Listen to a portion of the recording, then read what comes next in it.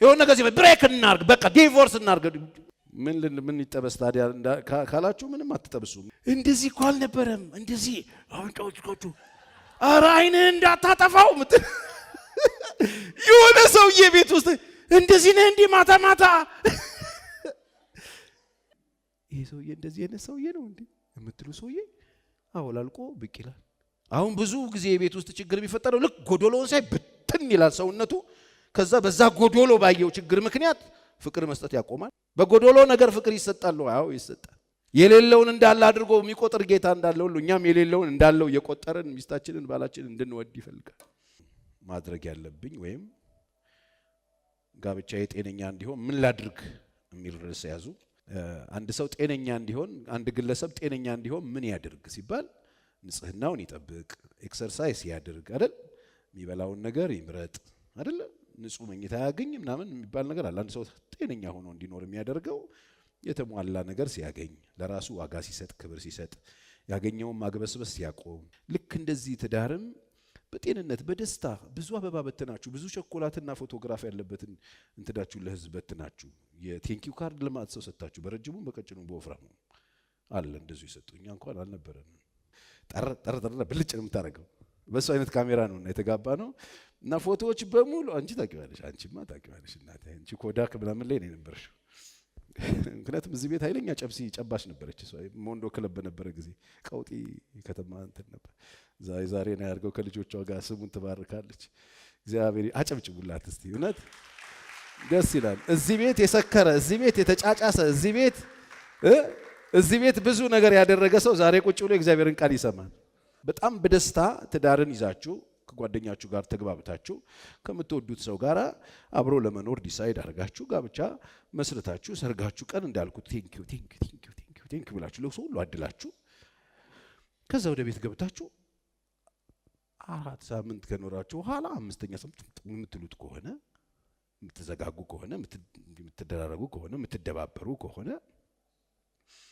ከ6 ወር በኋላ ተደባብራችሁ ጓደኞቻችሁ ምንድነው እናንተ ደም ዝይክስ የምትጣሉት ምናምን የምትባሉ ከሆነ እንደምንም ታግላችሁ አንድ ከወለዳችሁ በኋላ ሁለተኛው አመት ላይ በቃ ተሽማግሌ ተብሎ ወደ ፍቺ የምትሄዱ ከሆነ አንድ ያልገባችሁ ነገር አለ ማለት ነው ቤት በክነ ጥበብ የሚኖር ነው መሰላችሁ ማለት ነው ስለዚህ ጋብቻ ከመሰረታችሁ በኋላ ጤነኛ እንዲሆን ምን እናድርግ ጋብቻን ጤነኛ የሚያደርግ ነገር ነው ዛሬ የምናገረው እዚህም እዛም ላሉ ሰዎችም ይጠቅም ሰው ከተጋባ በኋላ በጣም የምትወዱትን አግብቻችሁ ጤነኛ ሆኖ እንዲኖር የሚደረግለት ነገር አለ አበባ በጣም ስለምወድ አበቦች እገዛለሁ አበቦች እንከባከባለሁ ሲታመሙ አክማለሁ ፍግ ሰጣለሁ ውሃ ሰጣለሁ እኔ ካልቻልኩ እንዲሰጡ አረጋለሁ የሚደረግላቸውን እንክብካቤ አበባው እንዲኖር አትክልቱ እንዲኖር ከፈለጋችሁ ማለት ነው ወስዳችሁ ቤታችሁ ሰው ሲያረጋ አይታችሁ ትልቅ አበባ ሳሎን ወስዳችሁ ቁጭ ስላረጋችሁት አበባው ይኖራል በህይወት አበባ እንዲኖረኝ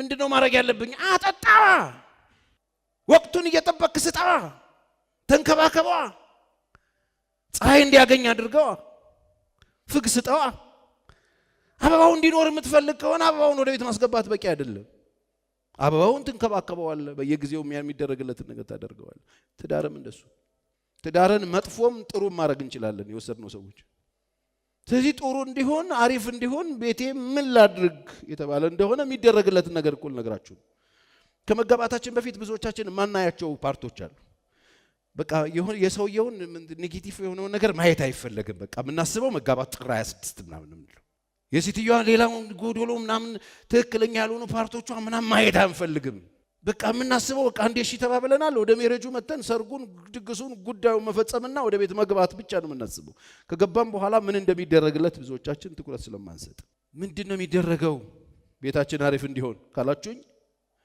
በስመአብ እንደዚህ ናት እንዴ ስተኛ በስመአብ አታቃትማ ተኝታ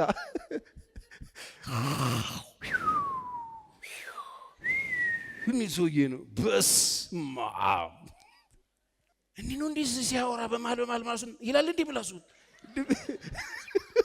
ጊዜ ሲሰጠው እኮ ነው ብዙ ሰው የብሬን ነው ማለት ዝም ብላ አንድ አይተ ማታቀው ነገር ታያለህ የሚሉ ሰዎች አሉ እንዴ በጣም ገራሚ ሰውዬ ታያላችሁ። ቤት ቁጭ ብሎ ሶፋ ላይ እግሩን አድርጎ ውስጥ ጣቶቹን መሀል ጣቶቹን ከቶ አኳኳኳ ከእንደገና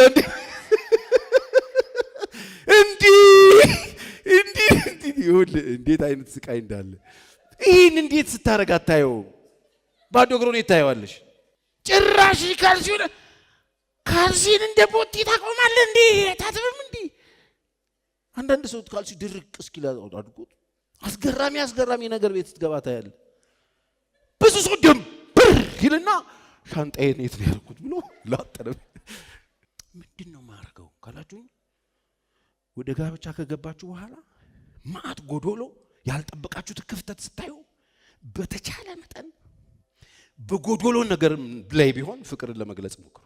አሪፉን ፓርት ነው አይተሽ ፍቅር ለመስጠት አባል ነው ወይኔ ሲያምር ጌታዬ እንዲ ቁመቱ ዘለላነቱን ጆሮ ግንዱ ምናምን የተባለ ማት ነገር እሱ አበባው እንዴት አደረገዋል ተሳቻለሁ እንድትል እንደዛም ቢሆን ፍቅርህን ግለጥ። የማትጠብቃቸው ክፍተቶችንም ብታይ ፍቅርህን ግለጥ። በጎዶሎ ነገርም ቢሆን ያለ ፍሬንድሺፕ ሪሌሽንሺፕ ሲጀመር ሁሉም ሰው ተደባቂ ጥንቅቅ ብላል። ብስኮም ተገብቶ ፍሬንድሺፕ ኧረ በእናትህ እርቦኛል አልበላውም በእናትህ ምንድነው ያለው እዚህ ቤት ቅቅል ይኖራችኋል ምናምን እንድትል አድርገህ ፍሬንድሺፕ ከሰራህ በኋላ ይከብድ። እሺ ተደብቆን እኮ የገባው የኔ ቤት ቸርዬ ትዳሬን ምን ላድርገው? ብዙ አዳዲስ ነገሮች ተገለጡ። እንደ ካፖርቱ ልብሱን ሲያወላልቅ እንዳየሁት ነገር በጣም ብዙ ነገር ተከፋፈተ። ምን ላድርግ ካላችሁኝ ጎዶሎነቱ እንዳለ የእናንተን ንጹህ ፍቅር መግለጥ ጀምሩ። እንዴት? በቃ ክርስቲያኖች አይደላችሁ? ጌታ እኮ መጽሐፍ ቅዱስ ይነግረን እሱ እኛን ያየበት ማየት በጸጋ ነው ያየን፣ በጸጋ ነው ያዳነን። ምርጥ አድርጎ ቆጠረን እንጂ ምርጥ አይደለን። ሙሉ አድርጎ አሰበን እንጂ ሙሉ አይደለን። በጸጋ እንዳዳነን አንዳችን በጸጋ እንደግፋለን። ፔሪድ። ጎዶሎው ሙይና ፍቅር ግለጪ፣ ጎዶሎው ሙላና ፍቅርህን ግለጥ። ተጋብቶ ከመማር ሳይጋቡ መማር በጣም ጥሩ ነው የሚያደርገው። ድንጋጤ ይቀንስላችኋል። በጋብቻ ውስጥ ያሉትን ህጸጾቹን ችግሮቹን ወቃቸው። እንዴት እንደሚታረሙ ተማር። ግጭት እንዴት እንደሚፈታ ተማር። እንዴት እንደምትጣላ ተማር። እንዴት ቤተሰብ እንደምታስተዳድር ተማር። እንዴት ልዩነት እንደምትቀንስ ልዩነቱን እንዴት አዋዳህ እንዳድርገህ እንደምትኖር ተማር። ይሄንን ሳይማሩ ብዙዎች ገብተዋል። በጸጋ እንደዳነ ሰው አጠገባችን ለትዳር አጋር አድርጎ የሰጠንን ሰው ከነጎዶሎ ልንወደው ይገባል። ጌታ አምጥቼ ነው ይሄንን ፍቅር ቸር የምሰጠው። የተቀበልክ ከሆንክ ይሄን ፍቅር ስጥ። የእግዚአብሔር ጸጋ አለ። ኧረ እኔ በስማማ በቃ ይሄ የእናንተ ነው። የእግዚአብሔር ጸጋ አለ። አሁን እንደዚህ አይነት ክፍተቶች ጎዶሎ ነገሮች ሲገጥሙን ማለፍ የምንችለው ቤታችንን ማዳን የምንችለው ቤታችንን ትዳራችንን ማዳንና ማኖር የምንችለው በጎዶሎ ነገር ፍቅር መስጠት የምንለማመድ ከሆነ ነው። ስለዚህ የትዳር አጋራችንን በምንድን ነው የምንወደው? እንድንወደው የሚያስችለው በቂ ነገር ላያቀርብ ይችላል። ግን እኛ የተወደድንበት ፍቅር አለ። እንዲሁ የተወደድን ሰዎች ነን። ስለዚህ አጠገባችን ለእግዚአብሔር ለትዳር አጋር አድርጎ የሰጠንን ሚስትም ይሁን ባል እንዲሁ ያላሟላው ነገር እንዳለ ሆኖ እኛ ፍቅራችንን መግለጥ መለማመድ አለብን። ይሄንን ጌትም አታመጣውም ከጌታ ጋር ካልተጣበቅ። ለዚህ ነው ጴጥሮስ ወንድሜ ቢበድለኝ ስንት ጊዜ ይቅር ልበለው ብሎ ጠየቀው። 6 ጊዜ የሆነ የበደለው ሰውዬ ያለ ይመስላል። 7 ነው ሲለው አይደለም ማለት 7 ጊዜ 490 ጊዜ በቀን። እግዚአብሔር ምን ያህል ምን እያለን መሰላችሁ? ምንም ገደብ በሌለው ፍቅር ገደብ የሌለው ፍቅር በመስጠት ምክንያት ያለፈ የሄደ ምንም ገደብ ፍሬም የሌለው ፍቅርና ምህረት ይዛችሁ ኑሩ ነው እያለ ያለ። አጠገባችን ያሉ ፌለሪቲ ያገጠማቸው በህይወታቸው የሆነውን ነገር የሆኑ ሰዎችን የነሱን ህይወት አይተን በቃ እኔም እንደሷ ሞክረዋለሁ ተብሎ አይገባም። ጋብቻ ዘላቂነት ያለው የማይፈርስ በህይወታችን ዘመን ሁሉ የምንኖርበት ተቋም መሆኑን ማመን ያስፈልጋል። ጤናማ እንዲሆን ትዳር ያው ይሄን ማመን አለባችሁ። ሌላ ፍቺ የሚለውን ነገር ከመዝገበ ቃላታችሁ ላይ ፍቃችሁት ዘላቂነት ያለው ዘላለማዊ እንደሆነ እግዚአብሔር በህይወት ዘመኔ ሁሉ የምኖርበት ማልነካው ተቋም መሆኑን ማመን አለብኝ። ይሄንን የማያውቁ ሰዎች ዘላቂነት ያለው የማይፈርስ ተቋም መሆኑን ተገንዝበው የማይኖሩ ሰዎች የሆኑ ትንንሽ የግጭቶችና ትልልቅም ግጭቶች የሆኑ ኬዞች ሲመጡላቸው እንደ አማራጭ የሚወስዱት ሌላ ሐሳብ ያለ ይመስላቸዋል። ፍቺ የሚባል ይሄ ከምን የመጣ ነው ካላችሁኝ ጋብቻ እንደዚህ አይነት ተቋም መሆኑን ካለማወቅ። ይሄንን ካወቃችሁ ምንም አይነት ግጭት ህይወታችሁ ላይ ምንም አይነት ችግር ቢመጣ ፍቺ የሚባለው ነገር ከእናንተ ህይወት ምክንያቱም ዘላቂ መሆኑን ስናምንና በዛ ነገር ላይ አስመረን ስንቆም ሌላ አማራጮች ራሳችንን ክፍት ማናረግ ከሆነ ሐሳብ ሆነው እኛ ጋር ይመጡ። አሁን እኮ ክፍት ስለሆንን ይመጣሉ። ለምን አትፈቺው? ለምን አትፈታትም የሚል ይመጣል። ለምን ሌሎች አማራጮች ክፍት ሌላ አማራጭ የለውም። ለዚህ ነው አስቀድማችሁ ጋብቻ ትምህርት ተማሩ ምለው። በቶክሲዶና በቬሎ ትገባና በሬሳ ሳጥን የምትወጣበት ተቋም እንደሆኑ አውቀኸው ስትገባ በጣም አሪፍ ነው። ትጋጫለህ። ፍቺ ግን አማራጭ ነው ብላ አትወስድ። አሁን ብዙ ወጣት የተለከፈው በዚህ አይደል? ብዙ ትዳር በዚህ ትንሽ ግጭት ይፈታል። ብርጭቆ ተሰበረ። ማን የሰበረው? ለምን አባታችሁን የሰበራችሁት ነው? እንደውም ይሄን ትዳር አልፈልገው። ራስን ለሌላ አማራጭ ቶሎ ማነጣጠር አለ። ትንሽ ነገር ይፈጠር አማራጭ አለ። ለምን ሲባል አማራጭ አለና በቃ ፍንድት አድርገን መበታተን አማራጭ አድርገን ስለምናስብ ማለት ሰው በአንዳቸው ምክንያት ሚስቱን መፍታት ተፈቅዷል አላ አይቻልም። የማይቻል እንደሆነ አውቀን መኖር አለብን። ግጭቶችን እየፈታን ነው እንጂ ብንኖር ግጭቶችን ሌሎች አማራጮች እንዳሏቸው እያቀረብን ሌሎች አማራጮችን ደርድረንለት አይደለም ትዳርን ደህና የምናደርገው። ለምንድን ነው ማናው? አይቻልም። የእናንተ ጉዳይ ብቻ አይደለም። ሁሌ እንደምናገረው የእናንተ ጉዳይ ሪሌሽንሺፕ ላይ መጀመሪያ ጮኝነት ላይ የእናንተ ጉዳይ ነው። መወሰን ትችላላችሁ፣ ማቆም ትችላላችሁ፣ ብሬክ ማድረግ ትችላላችሁ። በቃል ኪዳን ከተጋባችሁ በኋላ የእናንተ ጉዳይ መሆኑ ቀረና የቤተ ክርስቲያን ጉዳይ ሆነ፣ የቤተሰቦቻችሁ ጉዳይ ሆነ፣ እናት አባት የወንድም ጉዳይ ሆነ። ይሄ ብቻ አይደለም፣ የሚያውቋችሁ ዘመዶቻችሁ ጉዳይ ሆነ። ከዛ የኢትዮጵያ ጉዳይ ሆነ፣ የሀገር ጉዳይ ሆነ። ይሄንን የሚያክል ግዙፍ የሀገር ጉዳይ እናንተ በትንሽ በትልቁ አማራጭ ሌላ አለ እያላችሁ ማፍረስ አትችሉ። ለዚህ እኮ ነው የኔ ጉዳይ ነው ማንም ብን ያገባው። እንዴት ነው ማያገባኝ? እንዴት ነው ለሀገር የማያገባኝ? የእናንተ ጉዳይ የነበረው ሌጣ በነበርሽ ሰዓት ነው። ጂንስሽን ለጥፈሽ ታፒስክሽና ሞባይልሽን እንደዚህ አድርገሽ ወጥር አድርገሽ በምትሄጂበት ሰዓት እምቢ እሺ ማለት ትችላለሽ። መተሽ በቃል ኪዳን አንድ ከሆንሽ በኋላ በእግዚአብሔር ፊት ቤት ከተሰራ በኋላ ቤተሰብ እልል ካለ በኋላ ካጨበጨ በኋላ ከዘመርን በኋላ ላባችን ጠፍ ካለ በኋላ ቤተሰብ ደስ ካለ በኋላ ሳይንቦርድ ላይ ካጻፍሽን በኋላ እልል ካልን በኋላ የኔ ጉዳይ ልትይን አትቺ። በተፋታ ቤት ውስጥ ደግሞ የሚያድጉ ልጆች አሉ። እነሱ ልጆች ደግሞ የሚገቡበት ቦታ አለ። ሱስ ውስጥ ይገባሉ፣ ያለ ዕድሜ ጋብቻ ውስጥ ይገባሉ። እነሱም ሌላ የሚፈርስ ጋብቻ ውስጥ ይገባሉ፣ የተለያየ ሱሳይድ ነገር ውስጥ ይገባሉ። ማአት ሱሳሱስ ትፈጥራላችሁ። ከዛ ደግሞ እናንተ እጃችሁን ዘርግታችሁ እግዚአብሔር እኮ ይህችን ምድር ለራስ ጸልይ እጅን ጨና። በጣም ነው የሚገርመው። በጣም ሲሊ የሆነ ኬዝ ይዞ ይመጣና በቃኝ። ለምን አንቺ እኮ ነው ያለኝ አንቺ ይለኛል እንዴ? እኔ ስም የለኝም? ምን ስሚ ይበለኝ እኔን? የተበላሸ ማንነት ይዘን ስለሆነ የገባ ነው። በጣም በቃ እግዚአብሔር እኮ ሊያስተር ምናልባት ይሄን ሰው እያስነሳላችሁ እኮ እናንተን በደንብ ቦታ ሊያስገባችሁ ሊሆን ይችላል። አራግፉት። ከዛ ግን ተቆርቅክ አጠርቅክ ግረጣ ግን ምናምን አትባባሉ። አትበይ። ወፍራሙን ተቀበዩ። ወፉ ነው ውበት ነው ቦቶ ነው ስትይ ራሱ ደስ ይላል። ውበት ተሰጫዋለሽ። የምሬን እኮ ነው የምልህ። ትናውን ባትመለጥ ምን አለበት ግን መላጣ ባትሆን እንዴ? ምን አለበት መላጣ? የኔ ጌታ ለስላሴው ደስ ሲል እያልሽ ብትዩ ምን አለበት? የምሬን እኮ ነው የምልህ።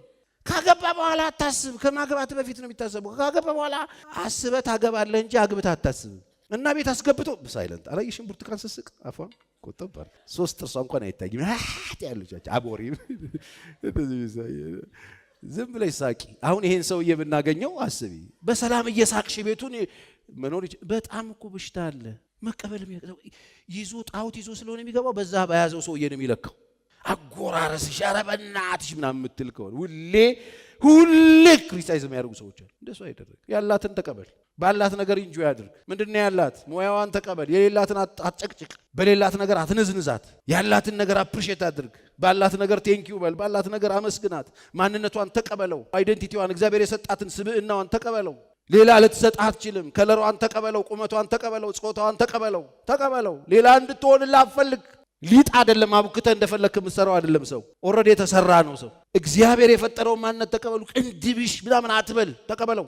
አንዳንድ ሰው ቅንድቡ ጫካ የሆነ ቅንድብ ያለው በሱ እግዚአብሔርን አመስግኑ። ባለው ነገር ኢንጆይ አድርጉ። የሌለውን የምትጠብቁ ከሆነ የሌለውን ስለማይሰጣችሁ ሁሉ ጊዜ ቤታችሁ ባዶ ይሆን። የማትሰጥህን ነገር ሚስትህን የምትጠይቅ ከሆነ አትሰጥህም። ሁሌ ጎዶሎ ናት ላንተ። በሌላቸው ነገር የምንፈትናቸው ከሆነ በጣም ነው የሚያሳዝን። የማይችሉትን ነገር አምጡ ምንል ከሆነ ሁል ጊዜ ቤቱን መከራ ውስጥ እንከተዋል።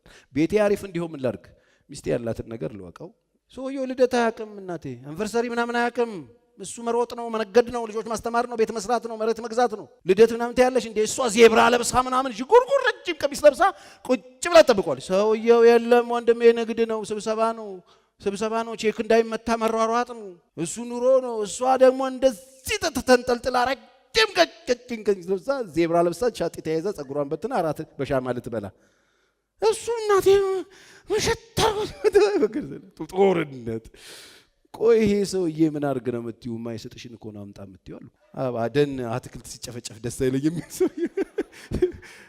አንቺ ቁጭ ብለሽ አበባ ባዶ እጅን መጣ ትትበይ አበባ ጀረ ሰውዬው ሰው ነፍስ ማጥፋት ነው ይመስለው። አትክልት ሲበጠ የሆነ ሰው አስቀየመውና ላስቀየመበት አበባ ይዞለት መጣ ቢሮ። ከዛ ሰውየው ሊያስተካክለው ነው። ኧረ እኔ አበባ አልወድም አለው ማለት ሰውየው ኧረ እኔ እዛ አበባ አልወድም አለው።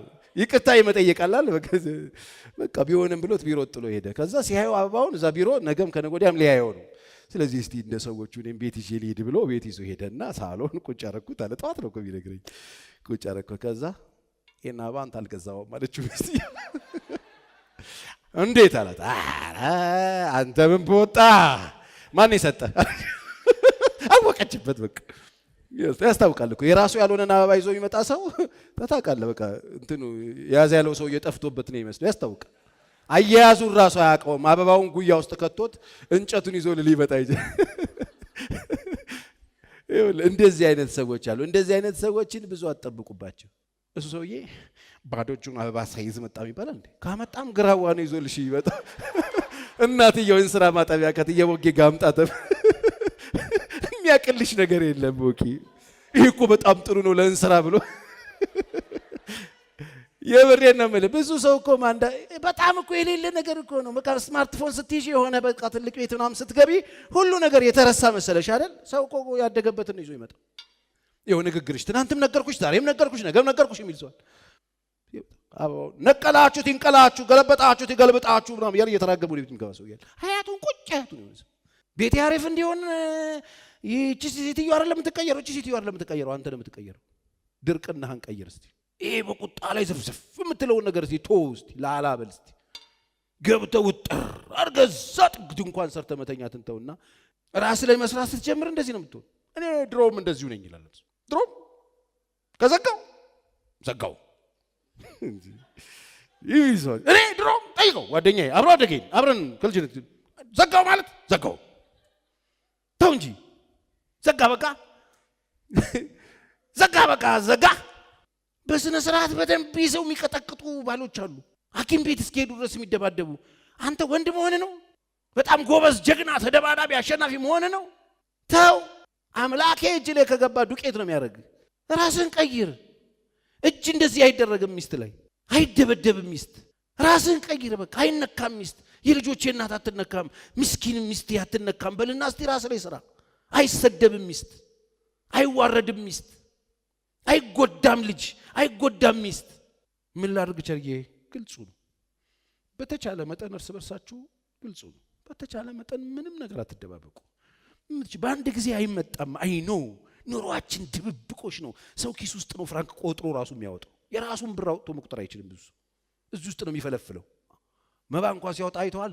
እንደዚህ አድርጎ ጭምትርትር ያረጋትና ቀስ አድርጎ እንዳይሳሳት በስህተት ድፍን እንዳይሰጥ። ከራሳችን የምንደበቅ ሰዎች ስለሆነን ከባል ከሚስት ደግሞ ሌላ ታሪክ። ስለዚህ ቤተ አሪፍ እንዲሆን መደበቅ አቆም። በቃ ሚስት ራቆትን ህይወትን ሰጣት አይደላው ራስሽን ህይወትሽን ሰጠሽዋል። በቃ ሌላውንም ነገር ክፍት አድርጉ። ሰላም ታገኛላችሁ። ዛሬ እኮ የመጨረሻ ሊሆን ይችላል ሚስትህን የምታገኝበት። በቃ ማታ አገኝታታል። አዎ ተደባብረናል። ብዙ ሰሞኑን ጥሩ አልነበርንም አለኝ። አግኝታታል ማታ? አዎ በቃ ዛሬ ምናልባት ድጋሚ ላታገኛት ትችላለህ አልኩት። እንዴት አለኝ። አሃ ትኬት ኦፊስ እኮ አንተ ጋር አይደለም ያለው። ቡክ ከተደረገ እኮ ከዚህ ስትወጣ ያልቃል ሁሉም ነገር።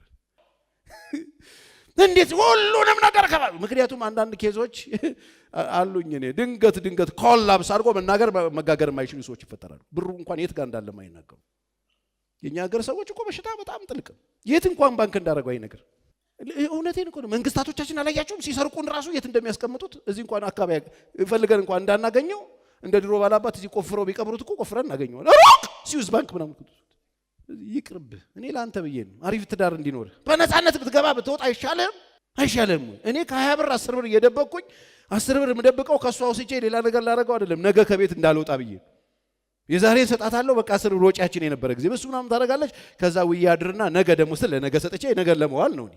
ዛሬ 20ውን ከሰጣት በ20ውም ገዝታበት ከመጣች ብዬ ስለምቸገር አስቤያለሁ ብዬ ሞቻለሁ። ይሄ ምንድነው ትለኛለች። ታወጣውና በኢየሱስ ደበቁት። የማይገኝ ቦታ ደብቄው አሁን 10 ብር ይገኛል። 100 ሺህ ብር አይደል የታሰረ አይደል 10 ብር። የኔ 10 ብር ከተገኘ ይቅርብ። ሰው ማመን ቀብሮ ነው ምናምን ትላለህ ምከር ስትባል። ስለዚህ መዝረክረኩን ተውና ግልጹ ነው። በቃ ያላችሁበትን ስትናገሩ ሰላም ነው እኮ የምታገኙት። የማይሆን ነገር እያወራችሁ ሲገኝ ያ ሰው በእናንተ ላይ ትረስት እያጣ ይመጣል። እምነት እያጣችሁ ትመጣለህ። ስለዚህ ቤታችን አሪፍ እንዲሆን ምን እናድርግ? እርስ በርስ ተማመኑ። ግልጹ ነው። መተማመንን የሚፈጥረው ግልጽነት ነው። በመጨረሻ አሉባልታን አጥፉ። እነንትና እንትን ብለው ነበር፣ እናትሽ እንደዚህ ብለው ነበር፣ አባትህ እንትን ብሎ እነንትና እንትን ብለው ነበር አሉ እኮ ሰማው እኮ እነንትና እንትን ነገሩኝ እኮ ስላንቺ ብዙ ነገር ሰማው እኮ ስላንተ አትስሙ። እኔ ጋር ወንድ የሆነ መጥቶ ሚስቴን አያማልኝ፣ አፍንጫውን ካልፈለገ ይምጣ። ስለዚህ ምንም አይነት ነገር እንዳትሰሙ። አሉባልታ ቤት ያፈርሳል። እነንትና እንትን ብለዋል ሰማው፣ ጓደኞቼ እንደዚህ ያሉኝ፣ እነንትና እንደዚህ ያሉኝ። ምንም እኔ ሰውዬው ሴትዮዋ ራሷ ካልነገረቻችሁ አትስሙ። ከተሻለ ደግሞ ከአንድ ሁለት ሶስት ምስክር እማኝ የሆኑ ጤነኛ ምስክሮች ከሰማን እነሱን ይዘን አሁንም ትዳር ለመፍታት ሳይሆን ችግር ለመፍታት እንነጋገራለን። ከቤታችሁ አሉባልታ አጥፉ። እናትህ እንደዚህ ያሉኝ፣ አባትህ እንደዚህ ያሉኝ፣ እህትህ እንደዚህ ያለችኝ፣ እናትሽ እንደዚህ ያሉኝ፣ እህትሽ ወንድምሽ እንደዚህ ያለኝ ምናምን አትባባሉ። ሰዎች የየራሳቸው ማንነት ስላላቸው ባል ማለት እህቱ ማለት አይደለችም፣ እናትዩ ማለት አይደለም። እናትየው አሉ አንዳንድ ሰው እናቱ በተናገሩት ባል ይጠመዳል። እናትየው ተናግራው መጥቶ ሚስት ይጠምዳል። እናትየው እኮ ሰው ናቸው፣ ምርጫ አላቸው፣ ነፃነት አላቸው። እንደዚህ እንደፈለጉ አፋቸውን እኮ መክፈት መብት አላቸው። ስለዚህ ሚስትና እናት ለዩ፣ አባትና ለዩ። የእሳቸው በተናገሩት እሱ ምን ያድርግ? በመሃል ቤት ሰው መሰቃየት የለበት። እሷ ምን ታርግ? አሉኝ እኮ አሉ። ሻው ታያቸው። ከተቻለ ፕሮቴክት ለማድረግ ሞክሩ። የተባለውን ነገር ሰምታችሁ እሱ ከይዞሽ አንቺ ታያት እሷ ተዋት ብላችሁ አቅፋችሁ የእናንተን ኬዝ ይዞ መሄድ ነው የሚሻለው። ተጠቀማችሁ። እስቲ ለእግዚአብሔር ክብር አጨብጭቡ።